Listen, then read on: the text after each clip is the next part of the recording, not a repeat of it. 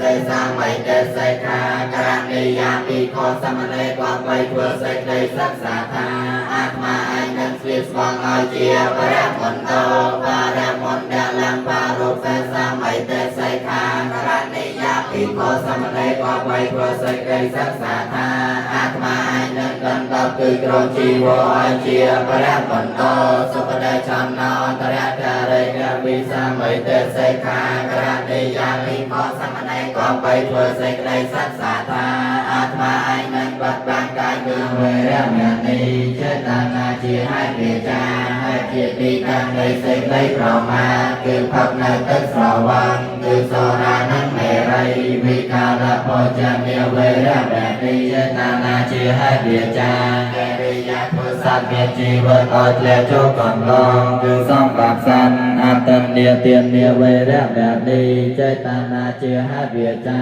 កិរិយាកម្មយកនៅវត្ថុដែលគេមិនបានឲ្យដោយកាយឬដោយវាចាអប្រមចារិយាវេរមណីកិរិយាប្រព្រឹត្តនៅធម៌មិនប្រសើរគឺសេពនៅ